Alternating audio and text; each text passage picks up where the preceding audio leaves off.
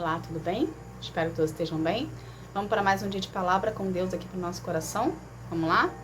Abre a tua Bíblia em Números, capítulo 24, a partir do versículo 10, que fala assim. Aí Balaque ficou com muita raiva de Balaão. Com uma das mãos deu um soco na outra em sinal de ódio e disse: Eu o chamei para amaldiçoar os meus inimigos, mas nestas 3 vezes você só abençoou. Agora vá embora para a sua casa. Prometi pagar bem a você, porém o Senhor Deus não está deixando que você receba o pagamento. Gente, somente até aqui. O que Deus quer que a gente aprenda disso aqui? É somente o versículo 10 e 11. Aqui na história, Balaque queria que Balaão amaldiçoasse o povo de Israel. Porém, Balaão é um profeta de Deus, e os profetas só podem falar a profecia que Deus manda, ok? Então, não seja você uma pessoa de Deus corruptível. Não seja você uma pessoa de Deus que barganhe em prol do seu bem-estar e abra mão dos planos de Deus. Seja você como Balaão, que por mais tentador que era a situação de ganhar muito dinheiro, como Balaque prometeu aqui, seja você a pessoa que não vai barganhar a sua salvação. Ok? Então, o que a gente precisa aprender disso aqui? Nós precisamos ser fiel ao Senhor, independentemente da situação venha nos beneficiar ou não. Aonde você está hoje, a função que você exerce, o lugar que você se encontra, você é exemplo de Deus aonde Deus te colocou. Você passa a se tornar um exemplo para as pessoas locais. Se você se corromper com coisas efêmeras a coisas maiores, você vai ter pessoas à sua volta que estão olhando você como exemplo, estão se espelhando em você, porque você tem conhecimento da palavra, você tem intimidade com Deus, ok? Então, de uma certa forma, a intimidade que você tem com Deus reflete na tua postura. E a partir do momento que você venha se corromper por coisas efêmeras ou por coisas maiores que venham beneficiar a sua pessoa, saiba você que, de um certo modo, você está mostrando para as pessoas à sua volta que o que você está fazendo seria correto, porém não é correto. Entende? Então, o que Deus nos ensina através aqui desse ato que aconteceu entre Balaão e Balaque? Que nós precisamos ser fiéis a Deus, independente da situação venha ou não nos favorecer. Se a situação que você está ali, você está passando por uma situação, e Deus manda você falar algo, você fala, e ela vai beneficiar você, ok. Mas se você está numa situação que Deus manda você falar e não vai ter um benefício para você bom, porém você quer aquilo ali, você começa a contradizer o que Deus está falando e você não fala o que Ele quer falar, você vai ter um sério problema com Deus. Deus vai cobrar de você. E quando Ele cobra da gente, quando Deus exorta a gente, não é de uma maneira muito branda. Ele pega pesado. Porque a gente precisa entender que a exortação, quando Deus vem pra gente, é no mesmo nível de intimidade que você tem com Ele. Então, se você é uma pessoa que tem uma intimidade profunda com Deus, e você peca, você erra, você se corrompe, a exaltação de Deus vai vir na mesma intensidade de profundidade que você tem com Deus. Entende? Então, não queira ser exortado por Deus. Não queira ser corrigido por Deus. Qual é o contrário da exortação de Deus? É a obediência. Então, se você está numa situação que você está vendo que aquela situação ali contradiz o que Deus ensina, nem entre na situação. Se aparta-te do mal. Não teste o seu limite de resistência a situações e pessoas que você possa vir a se corromper com aquilo. Se você sabe que aquela situação que está se levantando, que aquela situação que Deus quer, que a pessoa quer que você passe, está indo contra os princípios de Deus, está indo contra os princípios bíblicos, está indo contra os seus princípios e contra a sua conduta, se afaste. Não permaneça. Não permaneça no lugar, não permaneça na amizade, não permaneça, se aparta-te do mal. Seja prudente, seja vigilante. O que a gente precisa entender é que a oposição, ela sempre vai tentar algo para tirar você do foco de Deus. A gente precisa se lembrar que a oposição é sutil. A oposição nunca vai se mostrar verdadeiramente para você como ela é. Ela vai levantar situações sutis que quando você vê, quando você se der conta, você vai falar assim: eu não percebi que isso aqui era errado. Eu não percebi que isso aqui, sem eu perceber, eu entrei e agora eu estou no laço. Então, como que a gente faz para a gente se apartar do mal? A gente precisa estar com o nosso relacionamento com Deus em dia. A gente precisa buscar a Deus todos os dias. A gente precisa ter relacionamento com Deus todos os dias. A gente precisa ler a palavra todos os dias. A gente precisa ter comunhão com Ele todos os dias. Por quê? Porque a nossa fé precisa estar fortalecida.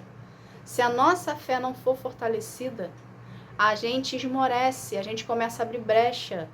Entende, gente? Então, não se baseie no seu próprio conhecimento, na sua própria capacidade de achar que pelo fato de você ter muitos anos de casa, de ser cristão, que você não cai, que você não vai dar brecha. Pelo contrário, esse tipo de pensamento é um pensamento orgulhoso, é um pensamento vaidoso. Você precisa ser mais humilde, você precisa buscar a presença do Senhor todos os dias para fortalecer a sua fé, para fortalecer a blindagem que há entre você.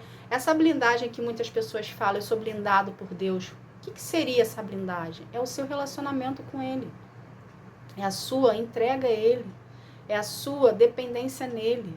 É a sua obediência nele. E a gente só consegue essa blindagem espiritual à nossa volta se a gente manter o relacionamento com Deus em dia. Não é falar eu acredito em Deus e ponto, e viver a sua vida de qualquer jeito. Não. É conhecer a palavra, é ser conhecedor da palavra, é ter intimidade com Deus, é fazer oração, é fazer jejum todos os dias. Entende? Deus, Jesus e o Espírito Santo é um estilo de vida, gente. Não é uma religião. O que seria um estilo de vida? É você literalmente querer mudar a sua vida radicalmente da água para o vinho. Entende? Entendendo que a intimidade com Deus é que vai te levar a viver os planos de Deus. Então você precisa sim priorizar o Senhor. Você precisa sim buscar mais a presença do Senhor. Você precisa sim querer estar na presença dEle. E quando você passar por situações que vão te perguntar se você conhece a Deus ou não, se você é crente ou não, se você frequenta igreja ou não, mantenha-se a sua postura. A mesma postura que você manteve quando você verbalizou Jesus como seu Senhor, mantenha-se a postura, não negue o nome do Senhor. Não negue o nome de Deus, não negue o nome do Espírito Santo, não negue o nome de Jesus. Não negue. Porque todos nós prestaremos contas com Jesus quando Ele vier nos buscar. Entende? E uma vez que você nega Jesus, você nega Deus e nega o Espírito Santo na sua vida, Ele negará você. Entende? Então, não se preocupe com o que as pessoas pensam a seu respeito. Não se preocupe com opiniões alheias. Uma coisa que a gente tem que ter por entendimento: a gente não agrada a todo mundo.